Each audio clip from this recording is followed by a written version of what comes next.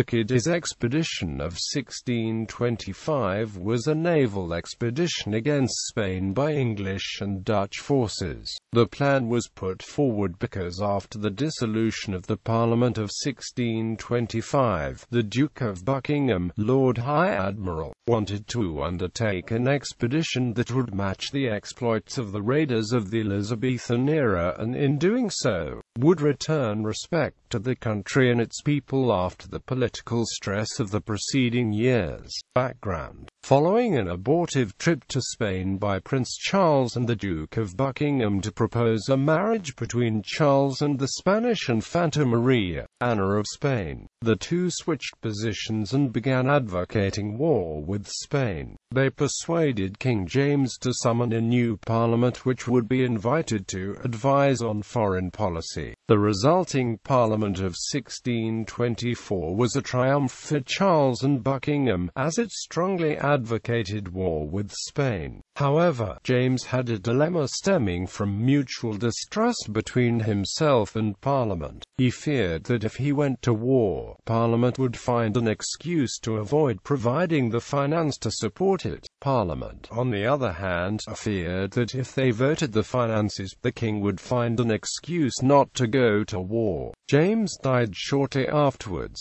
leaving foreign policy in the hands of Charles, who rather naively assumed that if he followed the policy Parliament had advocated, it would provide the funds for it. War was duly declared on Spain, and Buckingham began the preparations. The planned expedition involved several elements, including overtaking Spanish treasure ships coming back from the Americas loaded with gold and silver, and then assaulting Spanish towns, with the intention of causing stress within Spain's economy and weakening the Spanish supply chain and resources in regards to the electorate of the Palatine expedition. By October 1625, approximately 100 ships and a total of 15,000 seamen and soldiers had been readied for the Cádiz expedition. An alliance with the Dutch had also been forged, and the new allies agreed to send an additional 15 warships commanded by William of Nassau, to help guard the English Channel in the absence of the main fleet. Sir Edward Cecil, a battle-hardened soldier fighting for the Dutch, was appointed commander of the expedition by the Duke of Buckingham. This choice of commander was ill-judged, because, while Cecil was a good soldier, he had little knowledge of the sea. The expedition began on the 6th of October 1625, but the voyage was plagued with difficulties. Stormy weather threatened the ships, rendering many of them barely seaworthy and causing major delays. By the time the fleet escaped from the storms and arrived in Spanish waters,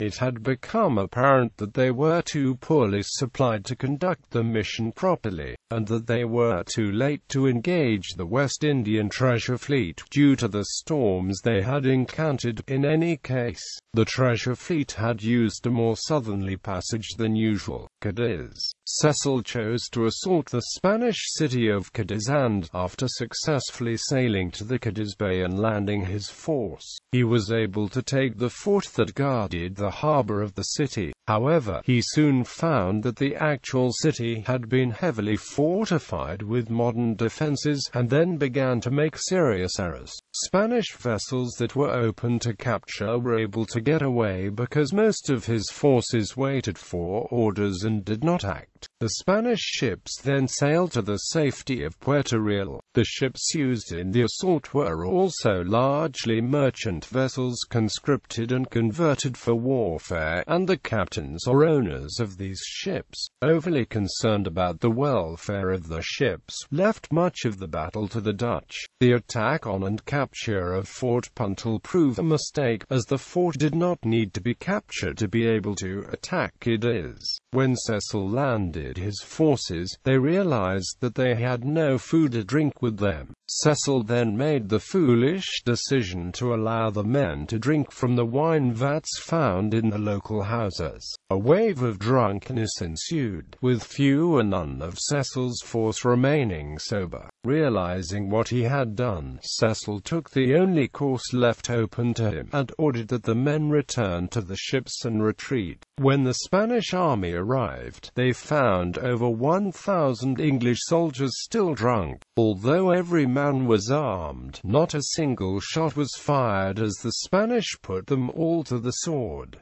Spanish galleons. After the embarrassing fiasco of Cádiz, Cecil decided to try to intercept a fleet of Spanish galleons that were bringing resources back from the New World. This failed as well, because these ships had been warned of danger in the waters, so were able to take another route and were able to return home without any trouble from Cecil or his ships. Return. Disease and sickness was sweeping through the ranks, and, since the ships were in a bad state, Cecil finally decided that there was no alternative but to return to England, having captured few or no goods, and having made little impact on Spain.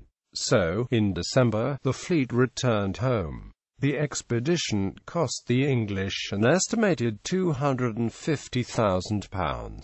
Aftermath. The failure of the attack had serious political repercussions in England. King Charles, to protect his own dignity and his favourite, Buckingham, made no effort to inquire about the failure of the expedition. He turned a blind eye, instead interesting himself in the plight of the Huguenots of La Rochelle.